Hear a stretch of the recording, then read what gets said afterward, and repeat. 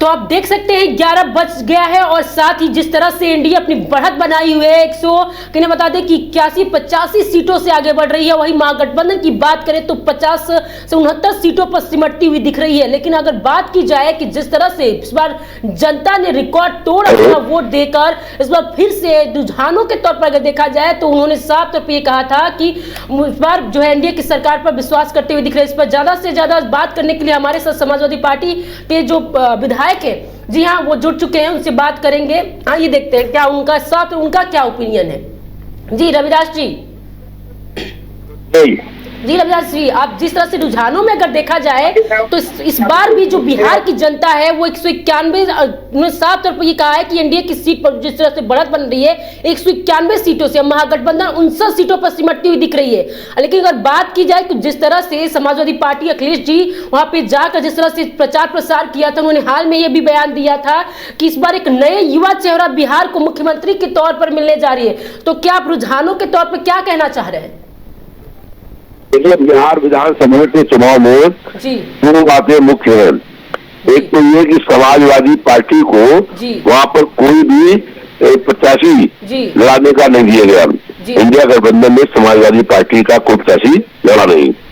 दूसरी बात ये है कि जो SIR लागू करी उसमें 69 लाख लोगों के नाम काट दिए गए।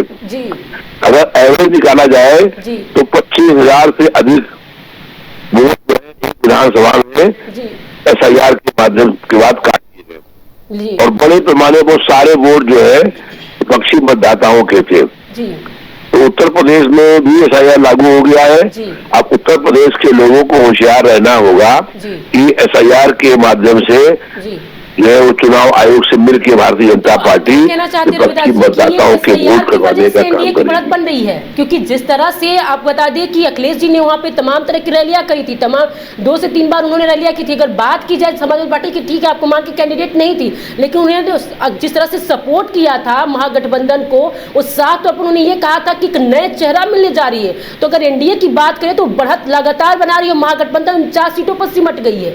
तो जनता क्या फिर से जेडीयू पर भरोसा करें, क्या फिर से वो एनडीए की सीट और एनडीए की सरकार पर भरोसा करना चाहती है? साफ तौर पर दिख रहा है क्योंकि आप कह रहे हैं कि समाजवादी पार्टी के राष्ट्रीय अध्यक्ष माननीय अखिलेश यादव जी और 20 स्टार प्रचारकों ने बिहार विधानसभा चुनाव में प्रत्याशियों के समर्थन में प्रचार करने का काम किया और जबकि समाजवादी पार्टी को एक भी सीट नहीं मिली थी, उसके बावजूद भी 20 स्टार प्रचारक और राष्ट्रीय अध्यक्ष अखिलेश यादव जी ने चुनाव प्रचार करने का काम किया।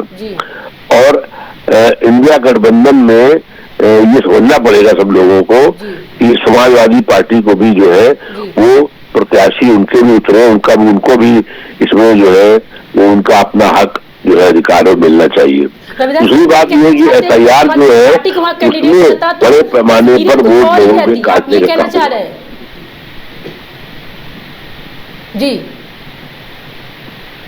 रविदास जी, अब उत्तर प्रदेश में SIR लागू है।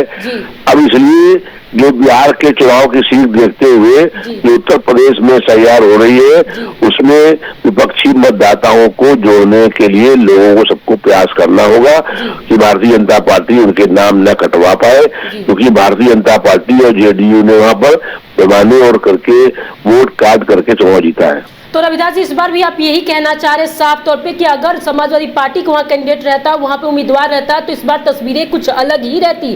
तो क्या महागठबंधन में समाजवादी पार्टी को वो जगह नहीं मिली जो समाजवादी पार्टी चाहती थी? हम लोगों ने कोई उस पर बहुत डिमांड नहीं करी, लेकिन इंडिया गठबंधन को चाहिए क्योंकि समाजवादी पार्टी के राष्ट्रीय अध्यक्ष माननीय अखिलेश यादव जी की छवि बहुत अच्छी है और उनसे लोगों को बहुत ज्यादा मतलब उम्मीद और आशाएं हैं।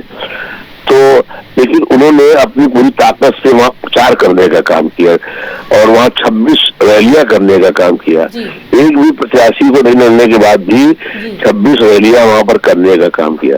तो हमने समाजवादी पार्टी ने पूरी ताकत के साथ इंडिया गठबंधन को चुनाव लड़ाया और उनके प्रत्याशियों के समर्थन में प्रचार करने का काम किया। लेकिन जिस तरह से अगर बात की जाए रविदास जी, तो तेजस्वी यादव ने कहा था कि हर घर में एक सरकारी नौकरी दी जाएगी, विकास होगा। और वहीं अगर बात करें कि एनडीए की सरकार ने 7 रुपये कहा था कि वो विकास को बढ़ाना चाहते स्थिरता के साथ, तो क्या आपको लग रहा है कि रुझानों के अगर तौर पर देखा जाए तो इस बार भी जनता जो है एनडीए की सरकार पर भरोसा कर रही है, महागठबंधन पे भरोसा नहीं कर रही है? आप ये बताइए। महागठबंधन के जो घोषणा पत्र था उसमें ये बात कही गई थी कि हर परिवार के एक आदमी को रोजगार दिया जाएगा।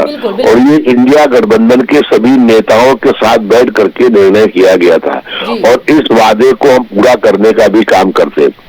अब बिहार में जनता ने हमको जो है सरकार बनने का मौका नहीं दिया, लेकिन उत्तर प्रदेश में हर परिवार में से 27 में सरकार बनेगी तो एक परिवार के एक व्यक्ति को नौकरी मिलने का काम होगा। हम लोगों ने जो वादे किए थे उन सारे वादों को पूरा करने का काम करते हैं। बिहार में आप क्या तस्वीरें कैसी आपको दिख रही है? क्या कुछ साफ दिखाई दे रहा है? क्योंकि जिस तरह से 191 सीटों से बढ़त बना रही है, वहीं आपको महागठबंधन 49 सीटों पर सिमट गई है। अगर बात करें जनसुराज की जो नई एक पार्टी उभर के आई थी, क्या लग रहा है आपको? तस्वीरें साफ है? देखिए, तस्वीर तो साफ हो गई है और ये बात सच, जनता का जो भी निर्णय है वो हम लोगों को स्वीकार है, लेकिन इसमें बड़े पैमाने पर चुनाव आयोग और भारतीय जनता पार्टी ने एसआईआर के माध्यम से 69 लाख लोगों के नाम काटने का काम किया और ये बहुत बड़ी सहयोग और साजिश थी।